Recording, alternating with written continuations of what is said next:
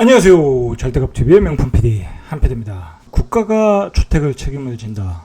자, 요즘 그런 말을 좌파 정부가 많이 하지 않습니까? 자, 그래서 나온 게 공공주택, 그 다음에 기본주택, 뭐 그런 거 아니겠습니까? 자, 공공주택에도 여러 가지들이 있어요.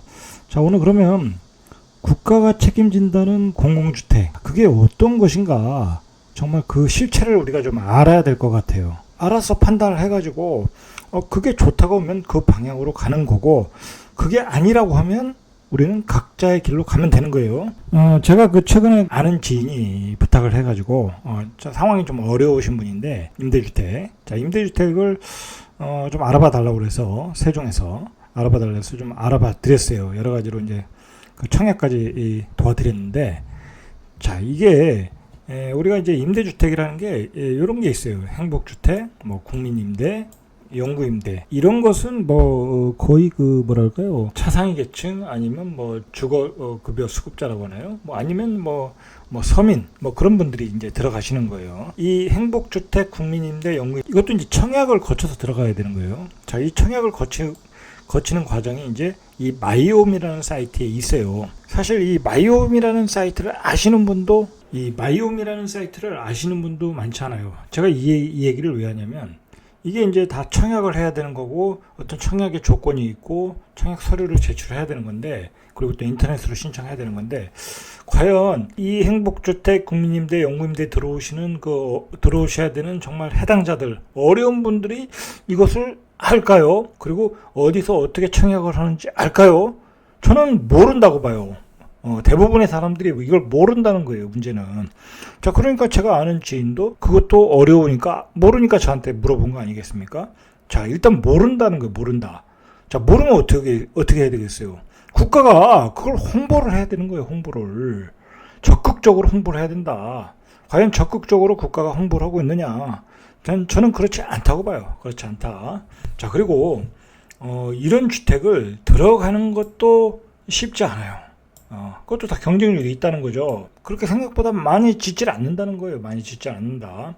이 복지의 사각지대가 분명히 있어요. 이 어려운 상황에 있는 사람들이, 자, 이런 그 청약 정보를 아는 것도 어렵고, 청약하는 방법도 모르고, 그리고 실제로 알아도 그렇게 수가 많지 않다라는 거예요. 자, 보시면 예를 들어 행복주택, 국민임대, 영구임대. 자, 여기에서 제일 많은 평수가 7.5평, 그리고 11평. 이게 제일 많아요. 소위 말하는 뭐 46제곱미터, 그럼 한 20평 되려나요? 자, 그건 아주 제가 보기에는 별로 많지 않아요. 아주 극소수고, 자, 7.5평은 말 그대로 원룸이에요, 원룸. 그리고 11평은 조그만 방 하나에 안방 하나, 그리고 뭐 거실은 거의 없어요. 이게 이제 행복주택의 주요 평수이고, 영구임대 아파트의 주요 평수예요. 자, 7.5평에 신혼부부가 살 수가 있나요? 못 살아요. 어디 그냥 1층 같은 반지하 큰 빌라를 얻어서 사는지, 어떻게 7.5평에 두 사람이 살겠습니까? 못 산다는 얘기예요. 신혼부부가. 신혼살림도 있고, 아기도 태어나야 되고, 그리고 요즘은 가전들이 많잖아요. 뭐 컴퓨터도 있고, 책상도 있고, 살 수가 없다. 자, 11평. 글쎄요. 11평 정도는 살 수가 있어요. 어렵게는 살 수 있지만, 이것도 부족하다. 사실은 이 11평 정도 돼야 혼자 살 수 있어요.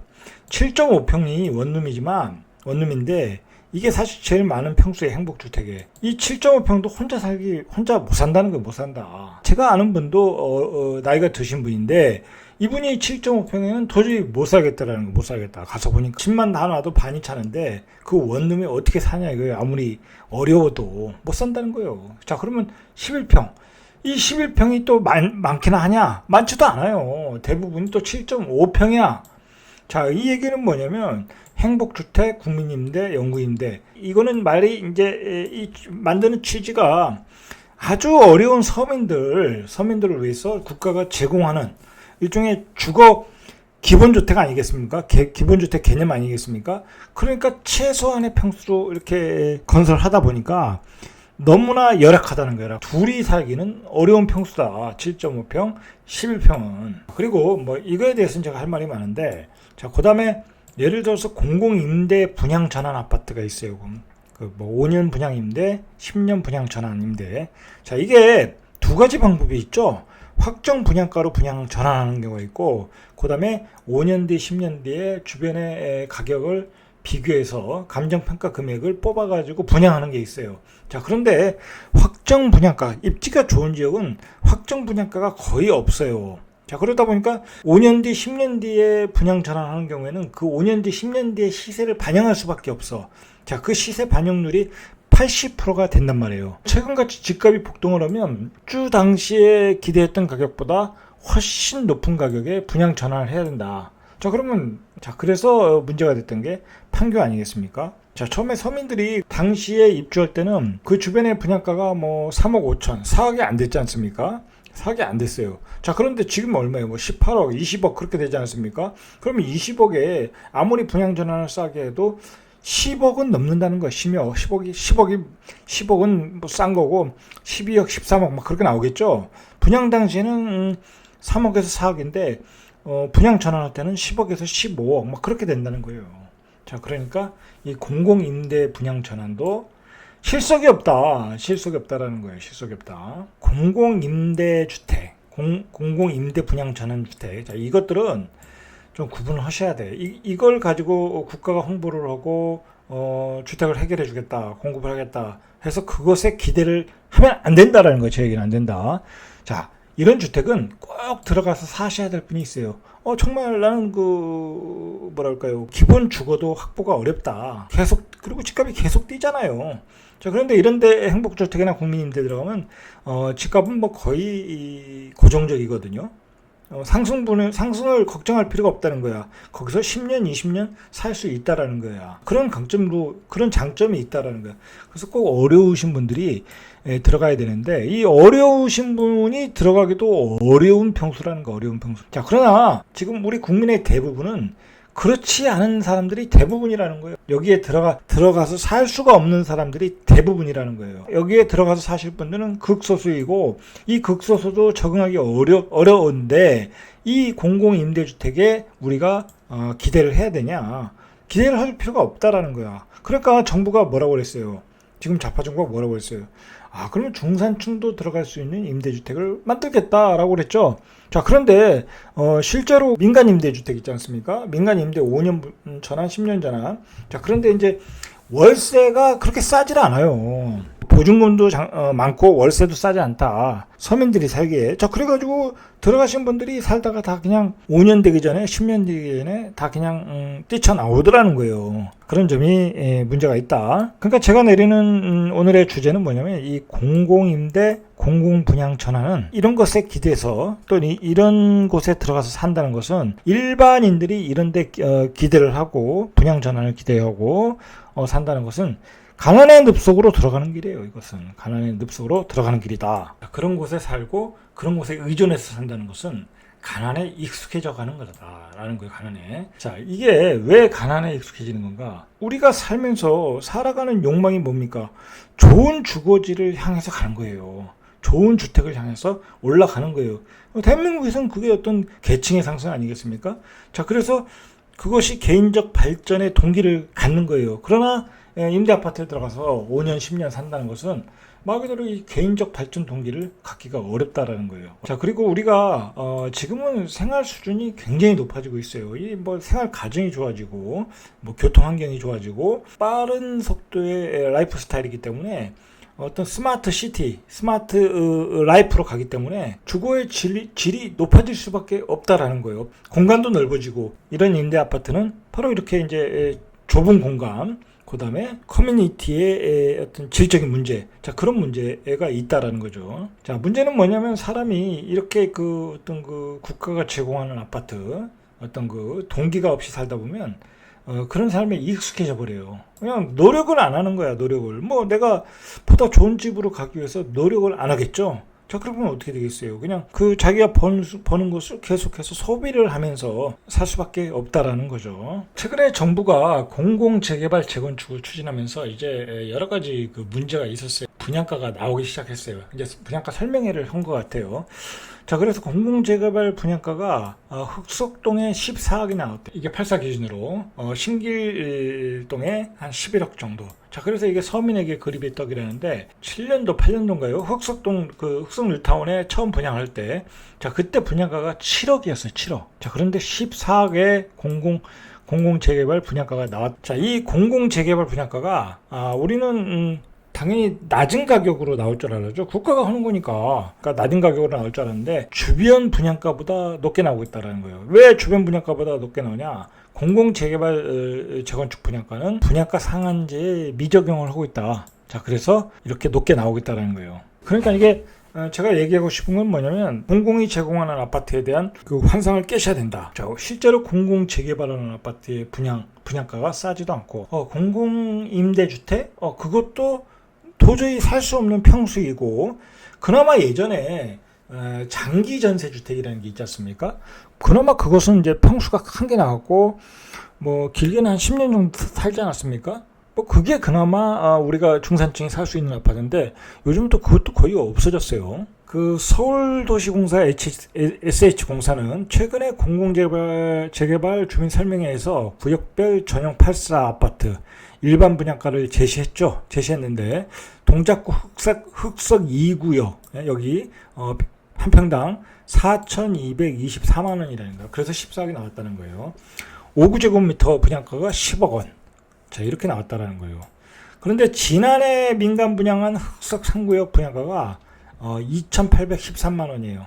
자, 그러니까 오히려 공공 분양 그 재개발 아파트 분양가가 주변 시세를 폭등시키고 있다라는 거예요. 또 정부가 만든 대책이 집값을 폭등시키고 있다. 그러면 왜 이렇게 그 공공 분양가가 높게 나오느냐? 자, SH공사는 주변 시세 80에서 85% 수준으로 분양가를 책정한다고 합니다. 그러니까 지금 집값은 계속 신고가를 만들고 있으니까 주변 분양가의 80%도 비싸게 나올 수밖에 없다. 자, 그래서 공공 분양 재개발 분양가가 더 높은 역설적 상황이 왔고, 자, 그것이 주변의 집값을 자극하고 있다는 거예요. 자, 그래서 우리가 공공주택에 대한 환상을 깨라는 거예요. 깨라. 자, 그래서 정부가 오죽하면 지분형 아파트까지 만들겠다고 그러겠습니까? 집값이 어차피 분양가가 너무 높으니까 너는 반만 대라, 국가가 반을 낼 테니까. 그런 얘기가 그래서 나오는 거예요. 이 분양가를, 현재의 분양가를 도저히 이 시세를 쫓아갈 수가 없으니까 이런 아파트까지 나오고 있는 게 현실이다. 자, 결국 그 공공재개발 그 아파트는 현금 부자를 위한 아파트가 돼버렸다는 거예요. 자, 영등포구 신길 1구역 일반 분양가가 3.3제곱미터당 3,343만 원. 자, 그래서 전용 8사가 11억 3천만 원, 10억을 훌쩍 넘었다는 거죠.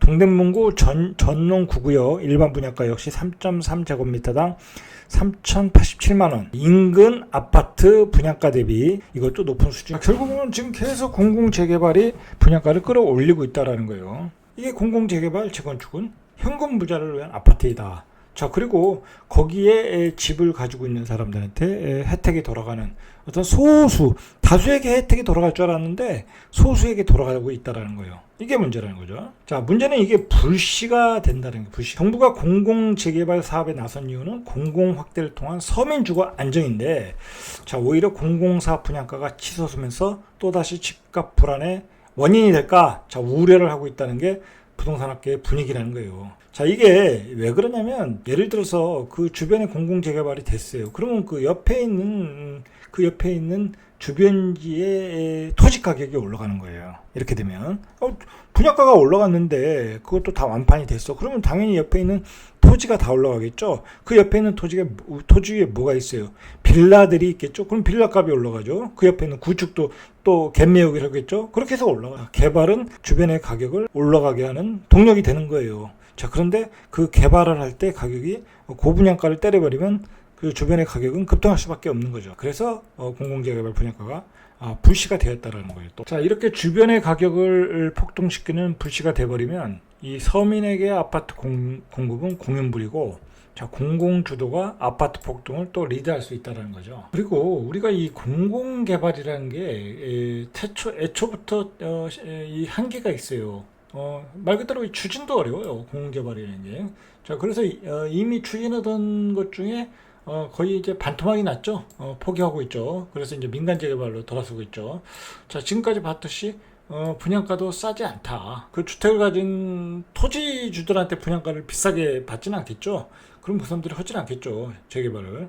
자, 그러니까 일반 청약분한테 결국은 그것을 이렇게 전가시키는 거죠. 어떤 그 개발 비용에 대한 가격을 개발 비용에 대한 것을 전가시키는 거죠. 그리고 그것에 또 임대주택도 줘야 되잖아요. 그러니까 결국은 임대주택은 그 자원이 어디에서 나오겠어요? 바로 그 일반 분양가에서 나올 수밖에 없기 때문에 분양가가 높아지는 거예요.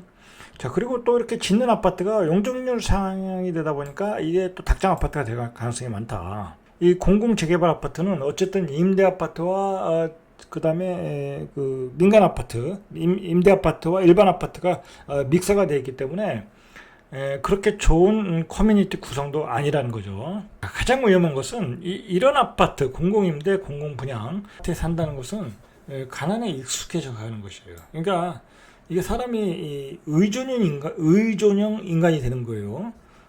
사람이 그렇잖아요. 이게 주택을 국가가 제공을 한다. 그러면 뭐, 사실 아무것도 하고 싶지 않죠. 뭐, 내 집도 아닌데, 뭐, 내가 꾸밀 일도 없고, 여기다 뭐, 채울 일도 없고. 자, 그리고 밥도 공짜로 준다. 무상급식. 뭐, 요즘 그거 기본이 아니겠습니까? 자, 교육도 공짜로 준다. 자, 거기다가 요즘은 이제 기본소득까지 제공하겠대요. 자, 이거 용돈이죠, 용돈. 말 그대로. 용돈이죠. 자, 거기다가 비상금까지 주겠다고 합니다. 비상금. 자, 그게 기본금융 아니겠습니까? 혹시 모를 것에 대비해라. 그래서 1,000만 원 한도에서 기본금융 뭐 이런 얘기도 대선에서 나오고 있지 않습니까? 물론 이 1,000만 원이 굉장히 필요하신 분들이 있어요. 뭐 굉장히 상황이 어려워서 뭐 진짜 내일 떼거리도 없으신 분들이 있거든요. 자, 그런 분들은 분명히 필요한데 이것을 전 국민에게 제공하겠다. 자, 이것은 저는 아닌 것 같아요. 제 개인적인 생각은 꼭 필요한 분은 있다. 그런 분들에게 더 많이 빠르게 제공하는 것은 저도 동의하지만 기본적으로 전 국민에게 용돈 주고 전 국민에게 통장을 만들어 준다. 자, 이것은 포퓰리즘이라고 봐야 되겠죠. 자, 문제는 이게 우리나라 그 좌파 정부가 이러한 그 로드맵을 가지고 가는 것 같아요. 이 주택도 공짜로 주고, 공짜로 준다기보다는 뭐 그냥 국가가 만들어주고 싸게 준다는 거죠. 그리고 임대로 살아라는 거 아니에요. 자, 그리고 밥도 공짜로 주고, 자식도 교육도 공짜로 시켜주고, 거기다 용돈도 주고. 자, 이런 세상에서 뭐 일할 의욕이 나겠습니까? 일할 의욕이 나지 않겠죠. 자, 그래서 제가 이런 공공임대 분양에 익숙해지면 결국 이런 로드맵으로 가게 되는 것이고, 결국은 가난의 늪으로 빠지는 거예요. 사람이 어렸을 때 습관이 중요하잖아요. 어렸을 때 남들 잘 사는 거 보고 자극을 받고, 자, 거기서 내가 어떻게 내가 계층 상승을 할 것인가, 내가 자산을 더 많이 불릴 것인가, 자, 그렇게 고민을 해야 되는데 이런 커뮤니티에 살면 그런 의욕이 나겠습니까? 다들 그렇게 살고 있는데. 가난을 극복하거나 어떤 상류층으로 가려면 자립심이 필요한 건데, 자, 이런 환경에서는 그것이 만들어지지 않는다. 오히려 가난의 늪으로 빠질 수 있다. 자, 그래서 과감히 이런 것을 좀 인식을 하고 의존형 인간이 되지 말고 말 그대로 지금은 어떤 그 자산 시장에서 자기의 자산을 불리기가 아주 가장 좋은 시절 아닙니까? 뭐 그런 좋은 시절에 열심히 자산을 불리셔가지고 계층 상승도 하시고 돈도 많이 버시고 노후의 대비도 하시고, 자, 그래서 아름답고 행복하게 사는 길로 가시길 바랍니다. 이상 절대값TV의 명품 PD 한PD였습니다.